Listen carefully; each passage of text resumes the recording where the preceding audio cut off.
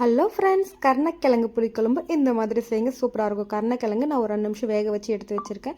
இப்போ ஒரு பேன் வச்சுக்கோங்க, ஒரு குழிக்கரண்டி எண்ணெய் விட்டுக்கோங்க, சீரகம் 1/2 டேபிள் ஸ்பூன், வெந்தயம் 1/4 டேபிள் ஸ்பூன், வரமிளகா போட்டுக்கோங்க, கருவேப்பிலை, பூண்டு ஒரு கைப்பிடி பூண்டு, 2 கைப்பிடி சின்ன வெங்காயம் தான் போடணும், பெரிய வெங்காயம் போடக்கூடாது.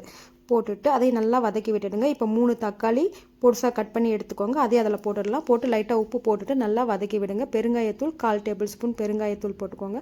இப்போ நல்லா தக்காளி வதங்கினதுக்கு அப்புறமா குழம்பு மிளகாத்தூள் 2 டேபிள் ஸ்பூன், காஷ்மீர் மிளகாத்தூள் 1 டேபிள் ஸ்பூன் போட்டுக்கோங்க. அது நல்லா வதங்கினதுக்கு அப்புறமா இப்போ புளி கரைச்சல் ஒரு நெல்லிக்காய் சைஸ் புளியை கரைச்சி அதில் ஊற்றிட்டு அது நல்லா கொதி வந்ததுக்கு அப்புறமா நம்ம வேக வச்சு எடுத்துருக்கோம் இல்லைங்களா, கருணக்கிழங்கு அதில் போட்டுருங்க.